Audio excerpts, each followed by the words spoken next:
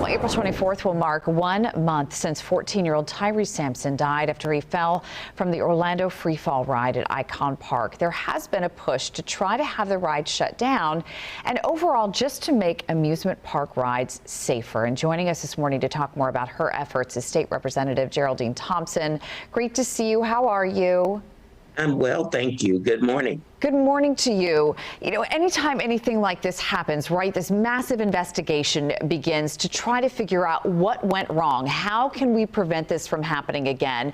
And you have actually found a few things that you think need to be fixed. Can you tell us about that? Well, I think training is very important for people who operate the rides. In this instance, the young people who were operating it had been trained only 4 weeks prior to allowing Tyre Sampson to get on board. So training is certainly something that's very important, as well as making sure that all amusement rides follow the manufacturer's guidelines. And the manufacturer had a weight limit, and Tyre exceeded the weight limit. So the people who operated the ride should not have allowed him to get on the ride, which would be contrary to what the manufacturer indicated was the weight limit. So that certainly is something that we want to take a look at. I'm also concerned about signage.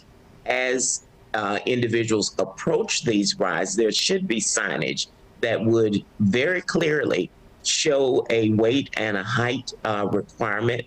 Because the ride has been shut down now, and we don't know how long that's going to be the case, and there's a security fence around it, I was unable to see if the signage was there. So those are some of the things. We know that most of the people who come to Orlando enjoy the entertainment here.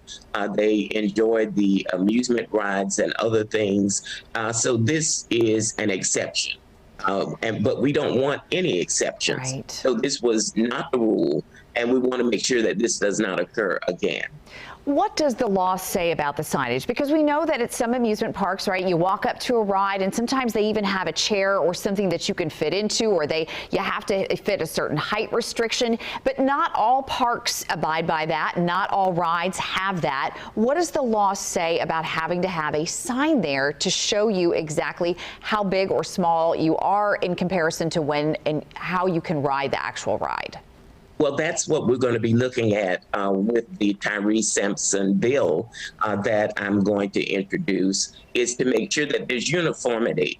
And we know that Florida does have laws with regard to inspecting the rides, operating the rides, but not every state has that. So it could be that at the federal level, to make sure that across all of the states in the United States, that there are guidelines.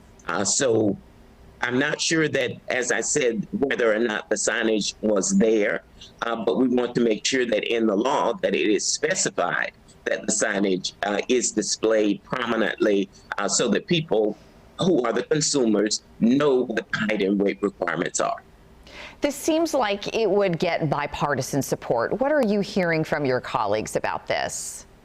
Well, we all have a stake in making sure that people know that they are safe, that you come for spring break and you go back home safe. All of us want that. And so I'm hearing that people are very receptive to looking at this and to making sure that these amusement rides throughout the state, whether we're talking about the free fall or bumper cars or water parks or whatever. Everybody has a stake in this. And as you say, it is a nonpartisan issue, and I do expect bipartisan support. Well, we certainly wish you well, and we appreciate you taking the time to come on and talk to us and our viewers this morning. And please keep us posted if you would. Will do. Thank you. We appreciate your time. State Representative Geraldine Thompson.